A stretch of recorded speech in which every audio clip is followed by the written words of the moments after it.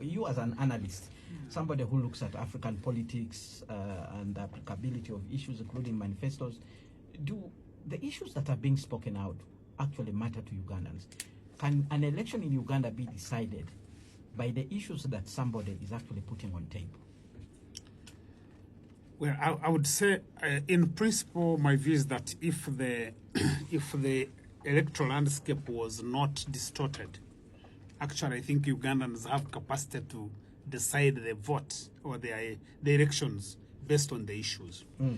Right now, the electoral landscape is very, very distorted. So the rest of the political players are campaigning against Museveni and NRM. NRM basically captured state institutions. It captured institutions of state. They are the ones, the institutions of state are the ones that do NRM activities. So it's not uncommon to find that the RDCs are the ones that are campaigning for NRM.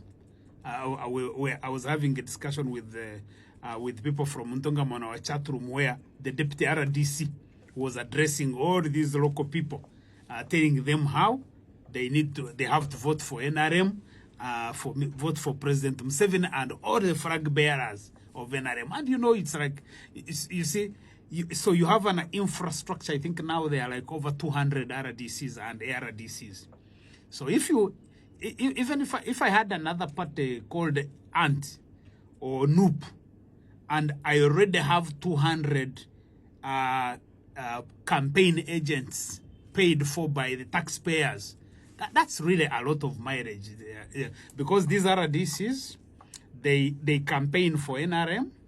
They also make sure that the candidates of other parties actually do not go through. The other group that normally works for NRM, which normally it's more covert, but when you are interested in the kinds of processes that we have, is internal security. So the guy, the district internal security officer, the Gombora intelligence officer, all those are campaign agents of NRM. So there is total distortion of the environment. If you followed these nominations from Bukedea to Kakumiro to wherever, you could see that the elections officials, the local elections officials, were part of the scheme to make sure that some of these candidates of NUP, I think the people who were most affected are NUP. You could see that the electoral officials were actually part of the infrastructure to deny these people from being nominated. So that's part of the NRM campaign infrastructure. So in other words, if you assumed that the agencies of state are playing fair means that all agencies of state support citizens to do their political and civic activities. That's basically what it would mean. But right now, we have a situation where most agencies of the state actually work for NRM, or they are part of the NRM infrastructure. The second point really is to say that, and I think, Godfrey, you've put it right. President Museveni emphasizes this. Yeah, I mean, 40 years you have been building roads, building bridges, building energy. So you are emphasizing. Now, if let's say Museveni was to run an issue-based campaign, it can actually be issue-based. What it would mean is that it would be saying, in the last 5 years, I increased the tarmac road network, let's say from 5,000 to 10,000 kilometers. In these next 5 years, I am going to add there these kilometers. Or like his pet subject of skilling, which I think is good, and I believe that is a serious campaign pledge.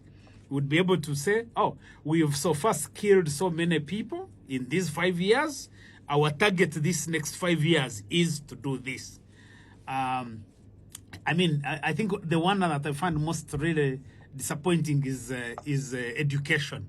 When you read the manifesto of NRM, the pledge is that they will ensure that free primary education is delivered.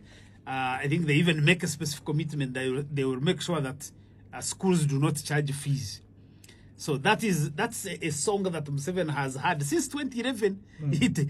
I think if there's one thing that he has failed is to stop schools from charging fees. But every election, he talks about how he's going to stop people from charging fees. So, I mean, you can do those specifics, and I've, you know, I think that, so even for the other political parties have a bigger challenge, because for them, they're dealing with the questions of freedom and rights and opportunity to be able to play in a level playing field. But otherwise, these issues that we are talking about, I think that we are missing the really gist, because if I was running a political party and you are competing in a level playing field, I am trying to say, what is the transformative agenda that I am going to pursue over the next 5 years? Because we've talked about education and health and roads and whatever.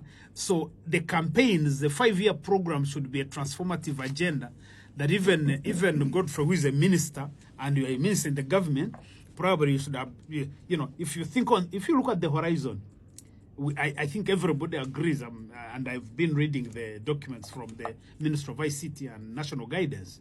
You can see clearly that they are very clear articulation of the importance of ICT and digitization in the transformation of the country. So in other words, I would be saying, oh, the president has been here for 5 years.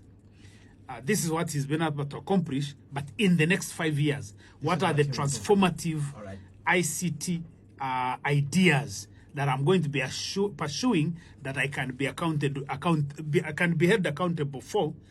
Those are not coming out. So it is basically a general talk of education, health, and blah, blah, blah. All right.